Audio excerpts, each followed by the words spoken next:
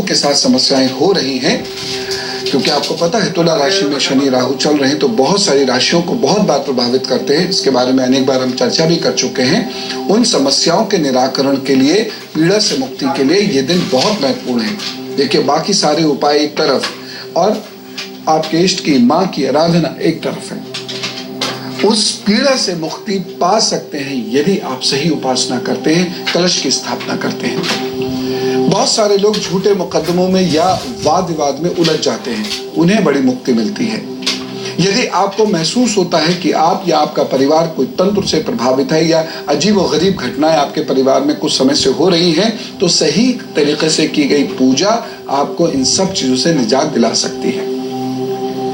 संतान, वह भी उच्च कोटि की संतान प्राप्ति के लिए इन दिनों में की गई साधना रंग लाती है। मैं सामान्यतः पूजा की बात जब करता हूं तो मतलब दिया बत्ती करने से है, लेकिन जब मैं कहता हूं साधना, इसका मतलब बहुत गहन पूजा, बहुत गहन ध्यान, तब जाके साधना बनती है।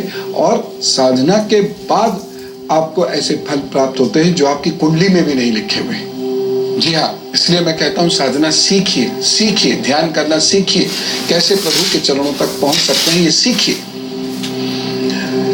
और उसके बाद देखिएगा कि वो जो आप पाना चाहते हैं, न्यायोचित जो चीज आप पाना चाहते हैं, यानी जो ऐसी चीज आप पाना चाहते हैं जो जस्टिफाइड है, वो आपको ईश्वर देंगे। यदि कुंडली में नहीं लिखी हुई है तब भी देंगे। स्थापना कैसे करते हैं, इन 9 दिनों में साधना कैसे की जाती है, ये सारी चीजें हम जानेंगे। सबसे पहले जो मुख्य बात है वो जानेंगे साधना। साधना के लिए स्वयं को मानसिक रूप से अभी से तैयार करना शुरू कर दीजिए, और ये तैयारी होगी पितृ पूजन के बाद। पितृ पूजन हो ही गया है, सूर्यास्त हो ही गया है। अब सूर्यास्त के बाद पितृ पूजन पूर्ण हो जाता है, फिर घर की सफाई करते हैं। यानी अब से लेकर रात तक, सुबह तक आप कभी भी घर की सफाई कर सकते हैं। और उसके बाद घर के मुख्य दरवाजे पर बंधनवार जरूर हमें लटका देनी चाहिए। सुबह भी लटका सकते हैं। एक कॉल आ रही है। रंगोली बहुत अच्छी लगती है, अदरवाइज भी उसके एस्थेटिक सेंस से भी देखें तो रंगोली बहुत गजब का क्रिएशन है, और माँ को बहुत पसंद है रंगोली। रंगोली जरूर बनाया कीजिए, बहुत बहुत अच्छी लगेगी। फिर जब रंगोली बन जाएगी तो वहीं पर देवी जी की स्थापना होगी। एक दीपदान वहां जरूर रखिएगा, माँ के बाईं ओर। हमेशा ध्यान रखें, माँ के बाईं ओर दीपदान रखिएगा और दाहिनी ओर अगरबत्ती दान रखिएगा। प्रयास करें कि इन नवरात्रों में आपकी अखंड ज्योत जले, लेकिन कुछ चीजें नहीं करनी चाहिए, वो मैं आपको भी बताऊंगा, उसे गौर से सुन लीजिएगा। तो इन नवरात्रों में अखंड ज्योत जले। इसके अतिरिक्त जौ जरूर, खेतरी जरूर बोए, और कलश की स्थापना जरूर करनी है आपको।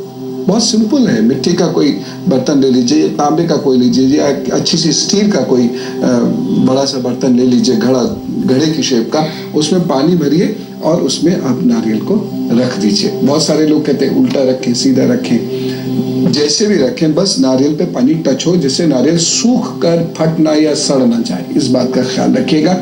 और फिर उसे लाल कपड़े से लपेट दीजिएगा, उसमें सतिया जरूर बनाइएगा लोटे पर, बड़ा अच्छा भी लगेगा। और ये हुई कलश की स्थापना। और इतनी देर एंग ह्रीं क्लीं चामुंडाय विच्चय, एंग ह्रीं क्लीं चामुंडाय विच्चय का नियमित रूप से निरंतर जप करते चले जाइएगा, जितनी देर वो कलश की स्थापना करें, और वो भी रंगोली के ऊपर ही होगी। यदि किसी कारण विशेष के लिए पूजा कर रहे हैं तो स्वयं को श्रृंगार, मौज मस्ती, काम इत्यादि से बिल्कुल दूर रखिएगा। यदि कोई विशिष्ट अनुष्ठान कर रहे हैं तो निश्चित समय में पूजा पाठ करनी है, और निश्चित संख्या में जप करना है, जप जरूर करना है। और अच्छा हो ये पूजा आप पूर्व या दक्षिण की दिशा में करें, या पूर्व दक्षिण की बीच की दिशा में करें, यानी साउथ ईस्ट में। पूजा के लिए लाल फूल, रोली, चंदन, फल, दूर्वा, तुलसी दल और कोई प्रसाद अवश्य लेना है आपको। नवरात्र के प्रथम दिन यानी सुबह सुबह देवी माँ का आवाहन करें और नियमित पूजा करें, यानी कल आवाहन उनका होना है। हम में से बहुत सारे लोग माँ को बुलाते तो नहीं, बस हमने प्रतिमा रखी, सब कुछ खूब साफ सुथरा सब कुछ कर दिया और पूजा शुरू कर दी। माँ को इनवाइट भी तो करना होगा।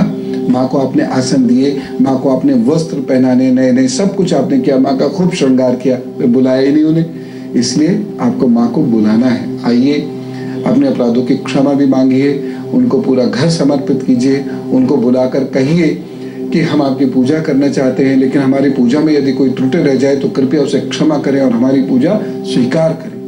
दुर्गा सप्तशती में पाठ करने के उपरांत क्षमा प्रार्थना का अध्याय अवश्य पढ़ा करिए, सुबह भी और शाम भी।